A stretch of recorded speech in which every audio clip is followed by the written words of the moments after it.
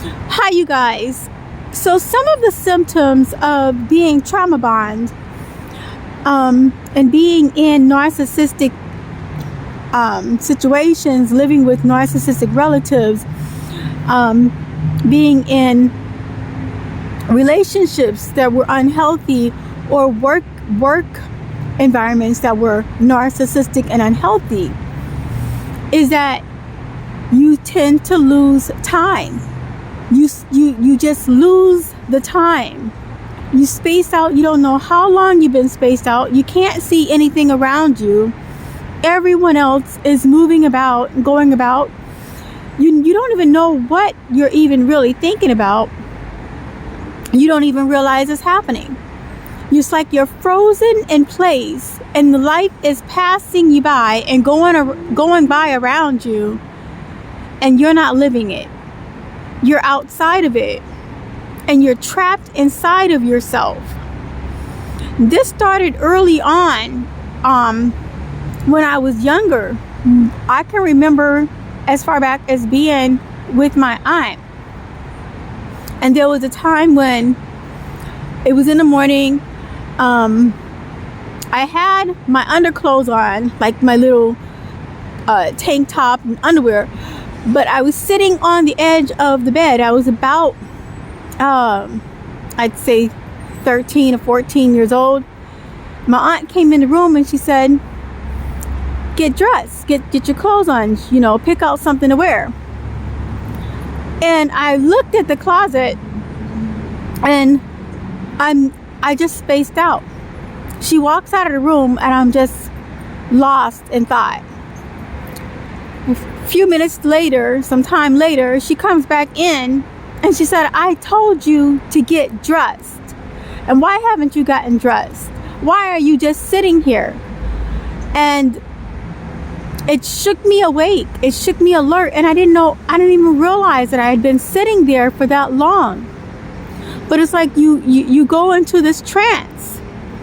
And I was kind of thinking, like, I didn't think it was going to be like this. I didn't think it was going to be this difficult.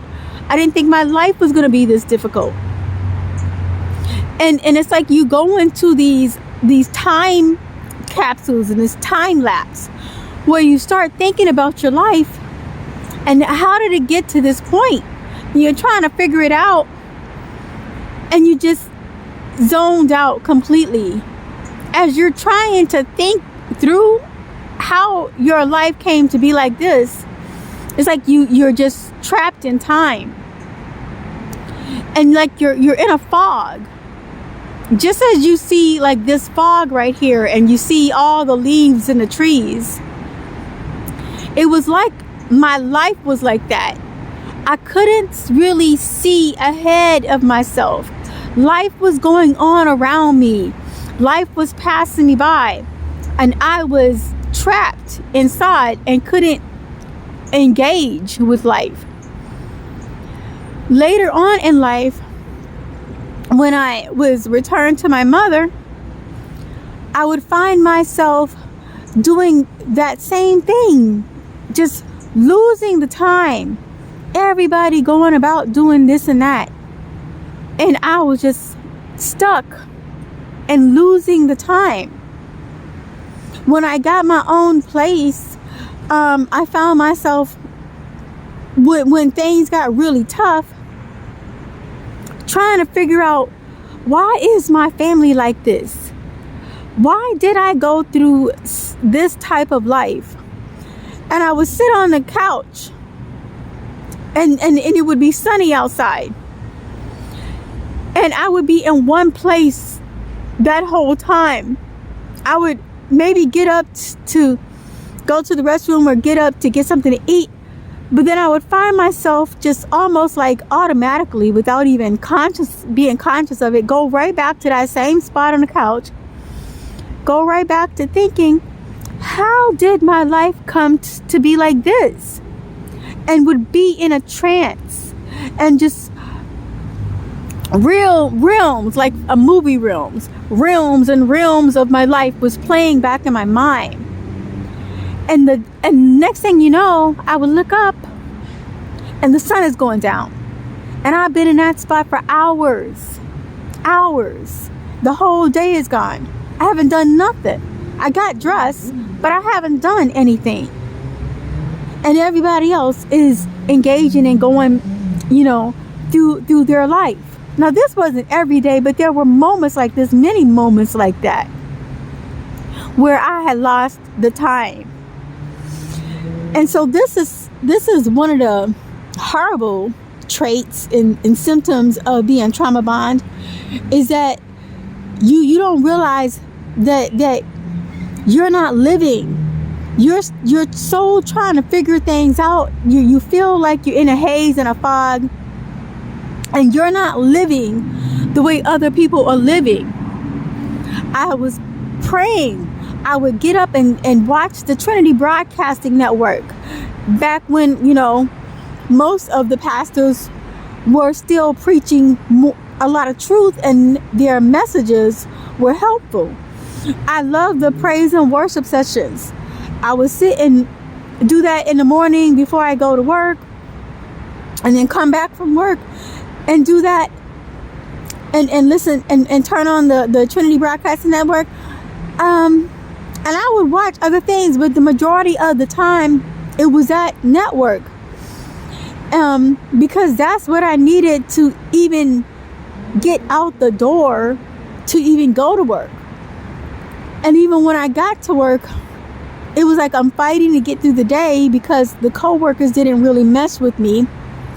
And then when I get back home from work, I felt so emotionally beat up, like spiritually beat up.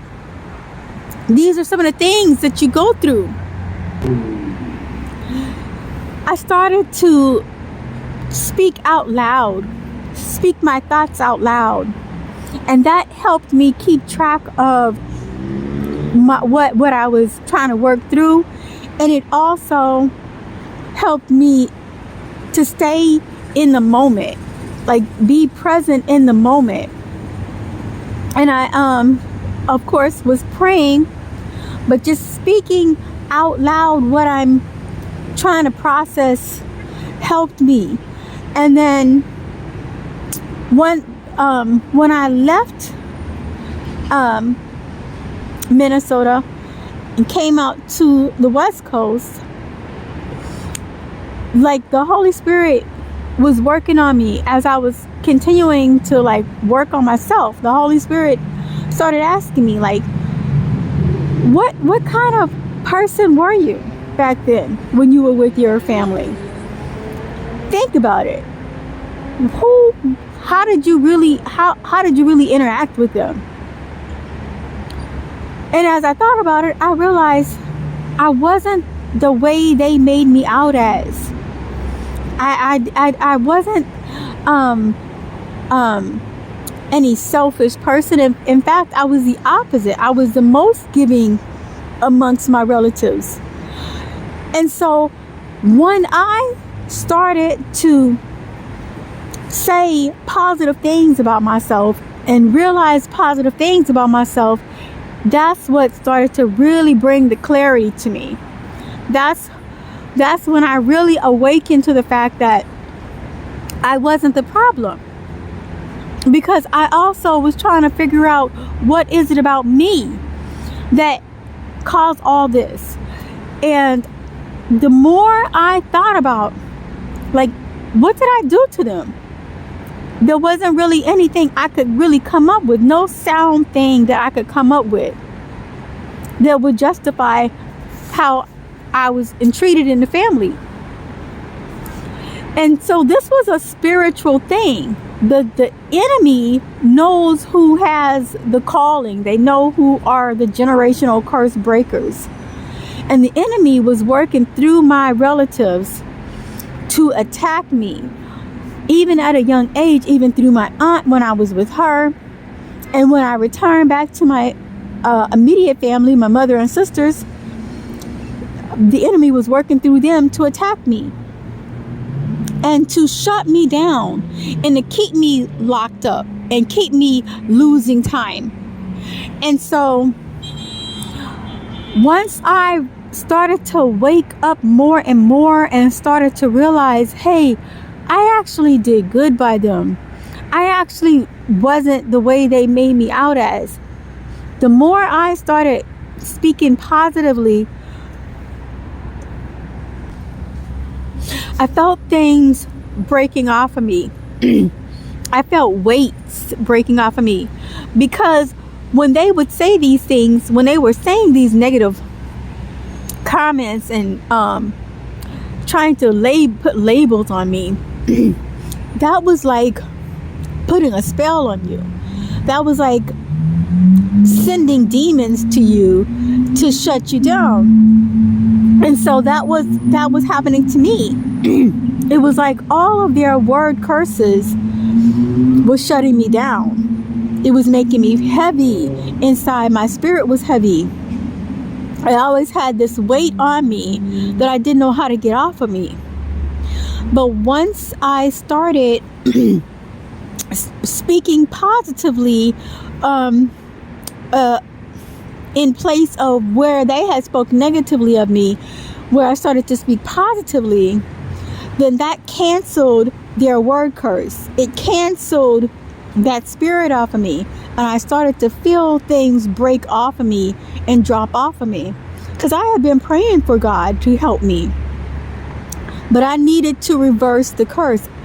By speaking positively, when someone says something negatively to you, you're never going to amount to anything.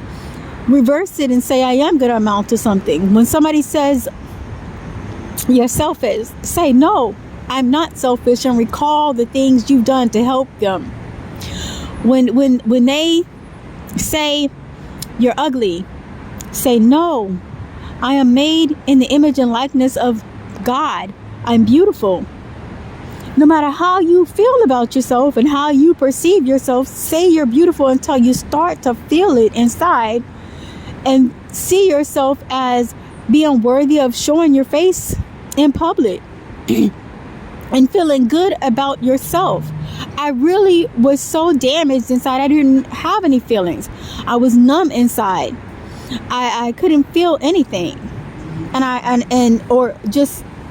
But moments of extreme pain and other moments of extreme numbness and nothingness.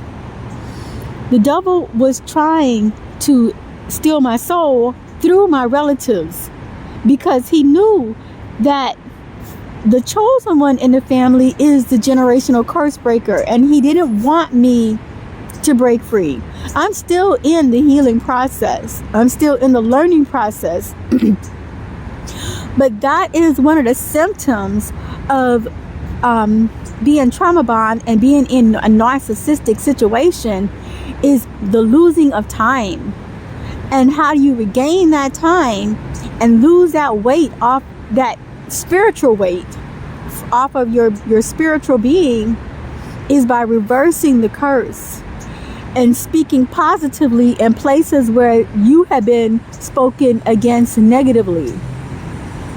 I hope this helps someone. I'm trying to keep these videos short, and you all have a blessed day.